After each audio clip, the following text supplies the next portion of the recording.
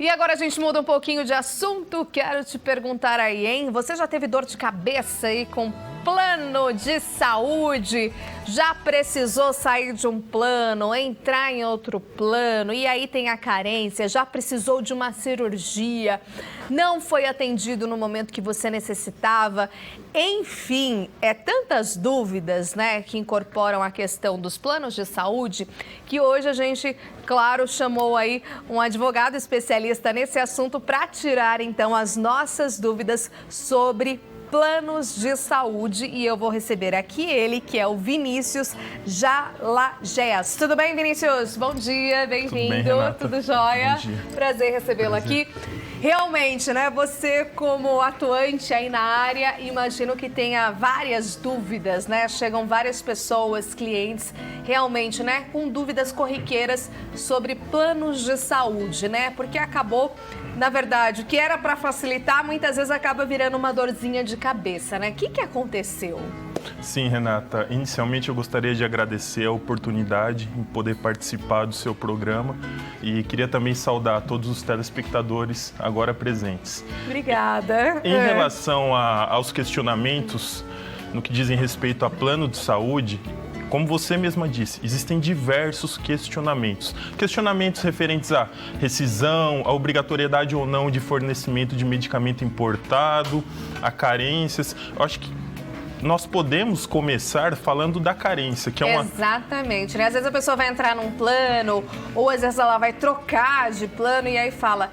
Tempo, né? Carência, que dúvida, né? Mas o que eu vou poder ser contemplado ou não nesse período? Então, sobre carência, o que a gente pode falar? Inicialmente, para que possamos falar sobre carência, é muito importante nós falarmos dos tipos de plano de saúde. Porque, a depender do tipo de plano de saúde, existirá uma diferenciação entre os tipos de carência. Então, por exemplo, hoje em dia existem os planos de saúde individual, familiar, empresarial e coletivo por adesão. Individual e familiar, eu posso falar por conhecimento de atuação na área, que são planos que hoje em dia, por não oferecerem uma determinada rentabilidade, digamos assim, comparado a outros planos, como empresarial, eles estão bem escassos no mercado. Então, o individual ou familiar é aquele que é feito ou pela família ou por uma pessoa física individualmente com a própria seguradora.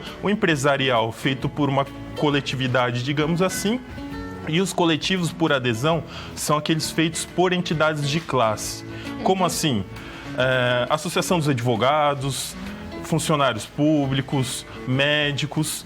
E esses planos, digamos, coletivos, que seriam empresarial ou coletivo por adesão, o valor é um pouco mais reduzido frente aos outros. E indo para o raciocínio da carência. Hoje em dia, existem diversos tipos de carência.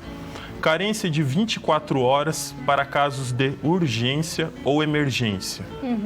Um acidente pessoal, que a pessoa esteja correndo risco de vida, enfim, 24 meses nas hipóteses de lesão ou doença pré-existente.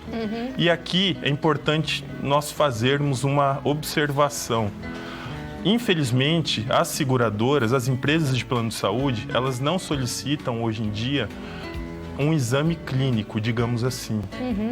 E na hipótese de não solicitarem esse exame clínico, caso haja algum problema e o plano de saúde, a seguradora seja acionada, a própria seguradora não vai conseguir esclarecer eventual negativa. Porque tem uma súmula 105 do Tribunal de Justiça que fala no seguinte sentido: na hipótese das próprias seguradoras não solicitarem esse exame clínico, eles, em tese, irão arcar com eventuais custos ou gastos de tratamento a ser realizado.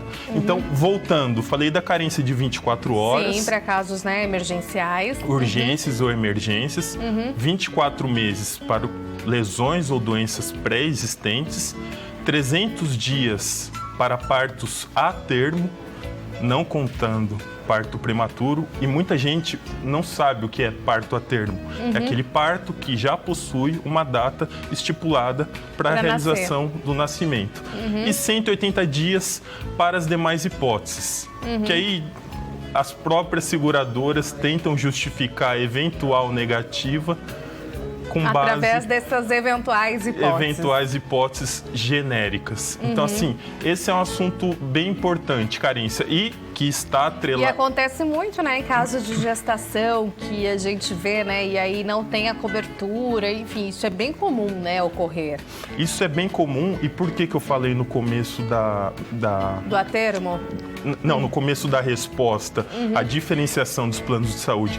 Porque dependendo do plano empresarial e da quantidade de pessoas, existe sim uma possibilidade de negociar com a própria seguradora eventual isenção de carência. E assunto que está também intimamente relacionado a isso refere-se à portabilidade. Muitas pessoas questionam, mas e a portabilidade? Eu vou ter carência? Não vou? Existem 2 requisitos para que você não perca tudo que você, digamos assim, conquistou durante o prazo de contratação do seu seguro do plano de saúde. Sim. Então é preciso que você esteja em dia com os pagamentos e é necessário que você esteja, no mínimo, contribuindo, pagando para aquela empresa de plano de saúde, no mínimo num período de 2 anos. Vinícius, agora quando a gente fala também, tem uma outra dúvida, né, em termos de rescisão de contrato, né? De repente, você quer partir para um outro plano, enfim, como é que funciona a questão de rescisão de contrato? Rescisão de contrato é um tema hoje que está sendo bastante discutido perante o Judiciário, em especial no Tribunal de Justiça do Estado de São Paulo. Por quê? Existem algumas cláusulas consideradas abusivas. Como assim abusivas? Nós, no momento em que passamos a exercer, digamos assim, no momento em que nós somos consumidores, nós estamos hipossuficientes e vulneráveis frente às regras e normas estipuladas por essas operadoras, porque elas possuem um corpo jurídico, um corpo de publicidade, um corpo administrativo, então nós somos hipossuficientes em relação a elas. E fazendo um link com a sua pergunta, primeiro questionamento que é muito feito, inclusive eu recebo diversos clientes, porque na maioria das vezes eles querem migrar para outro plano, porque o outro plano é mais barato, eles falam, mas espera aí, doutor, e se eu rescindir num prazo inferior a 12 meses? Porque aqui tem uma multa. Essa multa é abusiva. Por quê? Porque o cliente não é obrigado a permanecer num plano que ele não queira. E aí tem outra questão, que é o aviso prévio de 60 dias. Então ele não é obrigado a pagar a multa? Ele não é obrigado, inclusive esse é o entendimento hoje, particularmente o meu entendimento, que concordo com um voto proferido pelo STJ no final do ano de 2018, no final do ano passado, ratificando uma sentença proferida num processo movido pelo PROCON contra a ANS no Rio de Janeiro. Houve uma sentença de procedência reconhecendo a abusividade dessa cláusula. Essa cláusula, Renata, ela está prevista na resolução 19, no artigo 17, salvo engano, parágrafo único da resolução 195 da ANS, que é a ANS, a agência responsável por regularizar todas essas questões atinentes a planos de saúde. Então, gente, ó, de olho, hein? Não paguem a multa. Então, realmente, tem aí uma outra, né, digamos assim, a gente pode buscar outras alternativas para essa resolução e aí tem que entrar um entendimento da parte de vocês, enfim, para que tudo seja solucionado da melhor maneira, né, possível, assim que é a lei, né, que a gente gostaria que fosse, né? Lembrando que além da multa, que não raras às vezes é um pouco pesada no bolso do consumidor, tem esse aviso prévio de 60 dias. Estão avisando. O aviso prévio significa que a partir do momento que você comunicar o pedido de rescisão frente à operadora de plano de saúde, você é obrigatório a pagar. Eles fazem um cálculo, assim, falando de maneira genérica, de maneira proporcional. Então, em tese, você paga mais 2 mensalidades. Então, além da multa decorrente da rescisão de pedido inferior a 12 meses, você ainda vai ter que pagar. Eles exigem esse aviso prévio de 60 dias. Por isso é muito importante sempre contratar um advogado. O advogado ele vai ter, digamos assim, essa visão e vai dar esse auxílio importante para que você não coloque esses custos, né? Esses custos dos quais muitas vezes você não tem, né, como viabilizá-lo e não deve fazê-lo. Colocando aqui um outro ponto, uma outra questão, medicamentos importados muito custosos. Como proceder? Existem medicamentos realmente que são medicamentos caros, medicamentos de 70 mil reais, medicamentos de 100 mil reais, medicamentos de 200 mil reais. Esse foi um assunto que ficou, digamos, adormecido durante bastante tempo perante o STJ. Por quê? Em razão da grande quantidade de ações que começaram a surgir, o STJ suspendeu o julgamento de todas essas ações para que pudesse firmar um entendimento único. E saiu uma decisão no fim do ano passado, aproximadamente em novembro ou dezembro do ano passado, reconhecendo que a própria seguradora ela não é obrigada a custear medicamentos de alto custo. Só que, mesmo com esse entendimento, está tendo ainda, hoje em dia, uma certa discussão, até mesmo porque o próprio Tribunal de Justiça de São Paulo, ele estabelece que, na hipótese do médico prescrever determinado medicamento e tratamento, a operadora ela não pode escolher esse tipo de procedimento, até mesmo porque ela não tem a expertise para a realização desse procedimento. Tá, então aí tem que entrar também, achar um balizador aí. O que eu sugiro e aconselho até alguns clientes meus, às vezes é um medicamento que vem da Alemanha, é um medicamento que vem do Uruguai. Então, nós podemos realmente ingressar com a ação, dada a urgência para a utilização desse medicamento, porque na maioria das vezes envolve risco de vida, é um bebê que acabou de nascer, é um tratamento de câncer, obter esse medicamento ou tentar obtê-lo liminarmente e depois discutir, nós falamos juridicamente o mérito do processo, ao final do processo. E aí eu reitero, Renata, é importante a figura do advogado. E quando eu digo advogado, não necessariamente contratar um escritório de advocacia, porque muitas pessoas, infelizmente, são carentes dessa informação. Você pode ir na Defensoria Pública, você pode solicitar um advogado dativo da Ordem dos Advogados do Brasil. Então, acho que... porque ainda as pessoas ficam com aquela, digamos, aquela máxima, né? Ah, não, mas eu vou contratar advogado, vai custar muito caro e aí eu não vou ter condições. Existe muito disso, né? Até isso está mudando um pouco, Vinícius?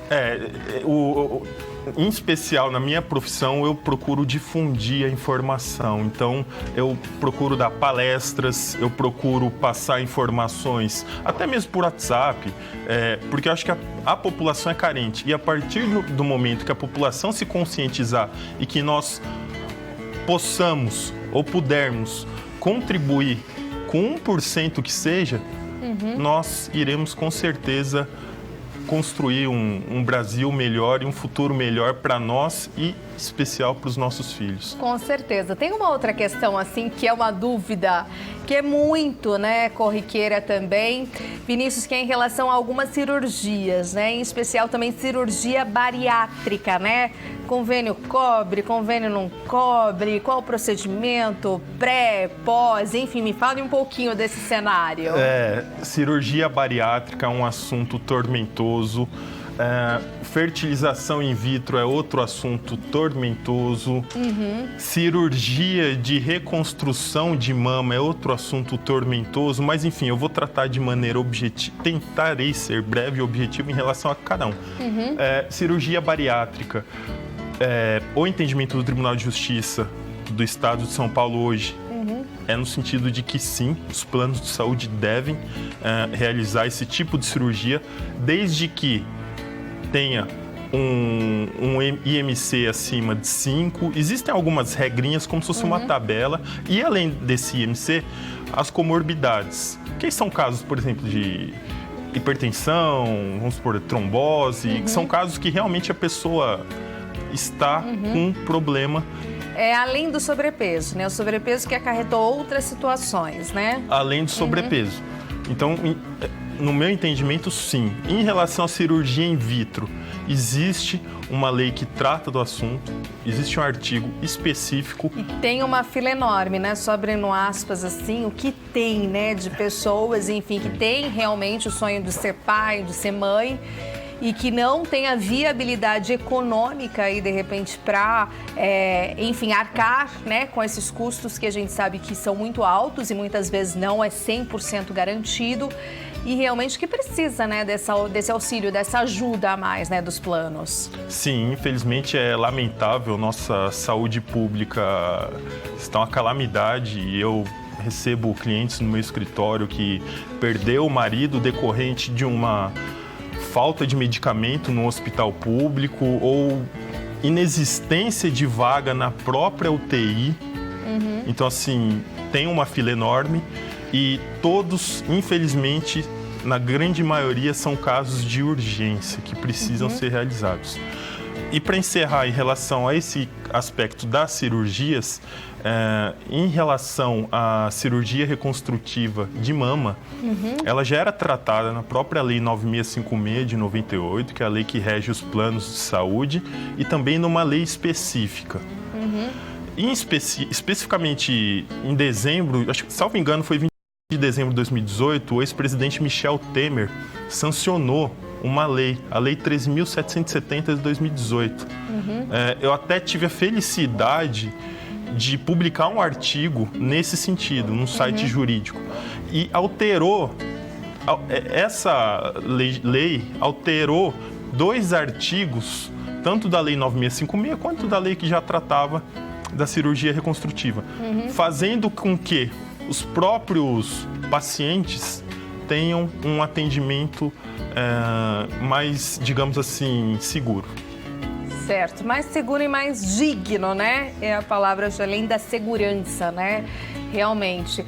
Muito obrigada, Vinícius, por estar aqui com a gente, por falar um pouquinho sobre planos de saúde, né? Sobre esse entendimento, né? E sobre hoje, né? Como o Vinícius colocou aqui, hoje há sim uma certa facilidade, né? Em estar próximo aí de um advogado, de uma advogada e, claro, sanar, tirar todas as suas dúvidas em relação a temas específicos, né? Que realmente geram aí muitas questões e muitas dúvidas. Volte aqui outras vezes para falar de outros temas importantes, outros assuntos. Deixa o contato aqui pra gente, Vinícius. O site do meu escritório é www.jalagias.com.br. Meu Instagram é Vinjalagias, é VINJALLAGEAS. Tá certo, obrigada. Obrigado viu? você, eu queria agradecer de novo, viu, Renata? Obrigada, É um prazer continue estar aqui com a gente.